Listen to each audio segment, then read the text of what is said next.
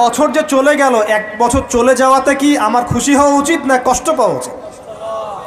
মনে করেন আপনার 60 বছর হায়াত আছে বা আমার 60 বছর হায়াত আছে, কথার কথা বলছি। এখন এক একটা বছর যে চলে যাচ্ছে, আমি কি মৃত্যুর দিকে একটু একটু করে আগাচ্ছি না? আপনি আগাচ্ছেন না কি ভাই? কথা বলেন, আগাচ্ছে কি না? তাহলে আমরা একটা বছর চলে যাচ্ছে মানে কি আমরা একটা একটা করে ধাপ আগাচ্ছি কবরের দিকে।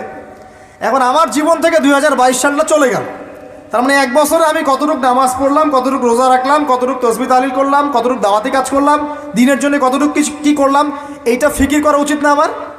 আমার জীবন থেকে একটা বছর চলে গেল মানে আমি কবরের দিকে এক ধাপ এগিয়ে গেলাম।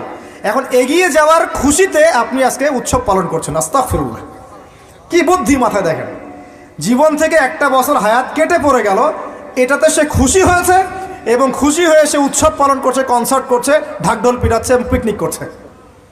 কত বুদ্ধি মাথায়! মৃত্যু কাছাকাছি আসলে কি মানুষ খুশি হয় না কষ্ট পায়?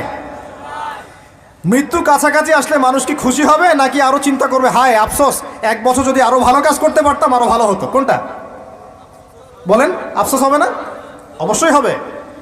হ্যাঁ, তার মানে এখন আপনি যদি কিছু করতেই চান, এই 31st নাইটে যদি আপনি কিছু করতেই চান, তাহলে আমি বলবো, আমার পরামর্শ, সুন্দর করে ওযু করে আইসে আপনাকে জায়নামাজে দাঁড়াতে হবে।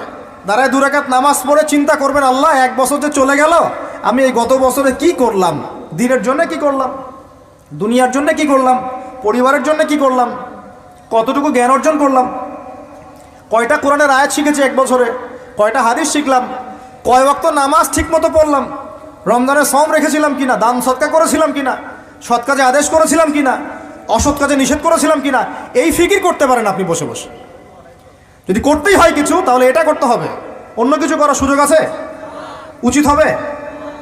একই তো আমাদের দেশের সাথে এই সংস্কৃতি কোনো সম্পর্ক নাই, এটা দেশদ্রোহিতাও হচ্ছে, আবার ইসলামের সাথেও এর দূরত্ব কোনো সম্পর্ক নাই, ইসলামের সাথে দ্রোহিতা করা হচ্ছে।